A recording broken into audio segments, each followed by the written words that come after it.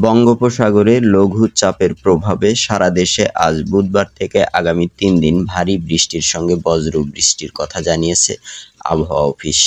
এছাড়াও সমুদ্র বন্দরগুলোকে ৩ নম্বর স্থানীয় সতর্ক সংকেত দেখাতে বলা হয়েছে।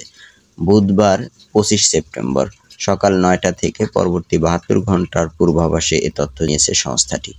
পূর্বাভাসে বলা হয়েছে, পশ্চিম মধ্য বঙ্গোপসাগর ও তৎসংলগ্ন উত্তর পশ্চিম বঙ্গোপসাগর এলাকায় একটি লঘুচাপ অবস্থান করছে।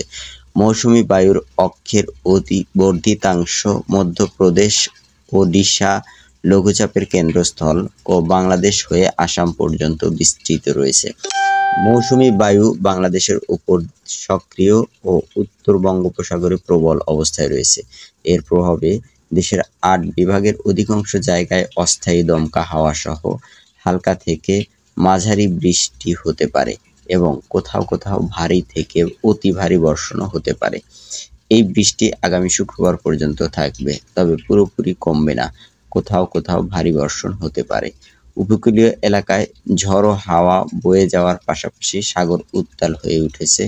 এ সময় সমুদ্র বন্দরগুলোকে ৩ নম্বর স্থানীয় সতর্ক সংকেত এবং নদী বন্দরগুলোকে ১ নম্বর সতর্ক সংকেত দেখাতে বলা হয়েছে।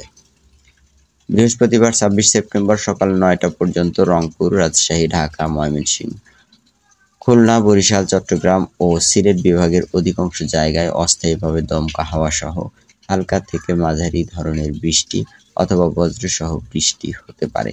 এ প্রসঙ্গে দেশের কোথাও কোথাও মাঝারি ধরনের ভারী থেকে অতি ভারী বর্ষণ হতে পারে।